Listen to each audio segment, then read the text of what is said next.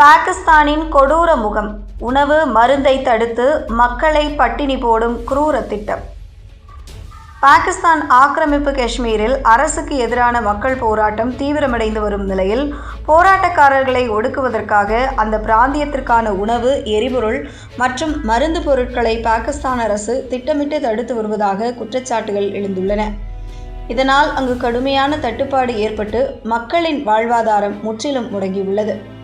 இந்தியாவுக்கு சொந்தமான காஷ்மீரின் ஒரு பகுதியை பாகிஸ்தான் சட்டவிரோதமாக ஆக்கிரமித்துள்ளது அனைவருக்கும் தெரியும்.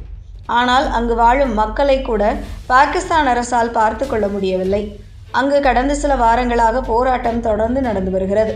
அதாவது ஜாயிண்ட் அவாமி ஆக்ஷன் கமிட்டி என்ற அமைப்பின் தலைமையில் ஆக்கிரமிப்பு காஷ்மீரில் போராட்டங்கள் நடந்து வருகிறது. தொடர் போராட்டங்கள், கடையடைப்புகள் தொடர்ச்சியாக நடந்து வருகிறது. இந்த போராட்டத்தை ஒடுக்க பாகிஸ்தான் அரசு கொடூரமான ஒரு நடவடிக்கையில் இறங்கியுள்ளது. அதாவது ஆக்கிரமிப்பு காஷ்மீருக்கு செல்லும் அனைத்து அடிப்படை பொருட்களையும் தடுத்து நிறுத்தியுள்ளது. பாகிஸ்தான் அரசு இந்த தடையை அதிகாரப்பூர்வமாக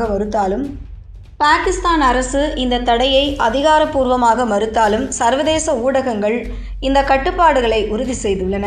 அங்கு கடுமையான அவல நிலை இருப்பதாகவே செய்தி வெளியிடப்பட்டுள்ளன. காஷ்மீரில் இந்தியாவின் கட்டுப்பாட்டில் இருக்கும் பகுதிகளில் இருந்து ஒதுக்கப்பட்டுள்ள 12 இடங்கள் தொடர்பான சர்ச்சை உள்ளது.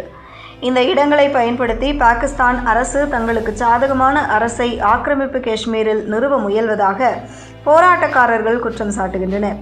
இந்த போராட்டங்களை முன்னின்று நடத்தும் JAC அமைப்பை ஒரு பயங்கரவாத அமைப்பாக பாகிஸ்தான் அரசு அறிவித்து அதன் ஆதரவாளர்கள் மீது கடுமையான அடக்குமுறையை கட்டவிழ்த்துவிட்டுள்ளது. இதனால் ஏற்பட்ட வன்முறையில் இதுவரை சுமார் 58 பேர் உயிரிழந்துள்ளனர். மேலும் பலர் காயமடைந்துள்ளனர். தற்போது இந்த ஆக்கிரமிப்பு பகுதியில் தினசரி வாழ்க்கை முற்றிலும் அச்சுறுத்தலுக்கு உள்ளாகியுள்ளது. முசாபராபாத், பூஞ்ச், ராவல்கோட் உள்ளிட்ட முக்கிய நகரங்களில் பெரும்பாலான மருந்தகங்களும் கடைகளும் மூடப்பட்டுள்ளன. இதனால் அத்தியாவசிய மருந்துகள் கூட கிடைக்காமல் நோயாளிகளும் முதியவர்களும் தவித்து வருகின்றனர். எரிபொருள் நிலையங்கள் மூடப்பட்டிருப்பதால் வாகன ஓட்டிகள் பிளாக் மார்க்கெட்டில் பல மடங்கு அதிக விலை கொடுத்து பெட்ரோல், டீசல் வாங்கும் நிலைக்கு தள்ளப்பட்டுள்ளனர்.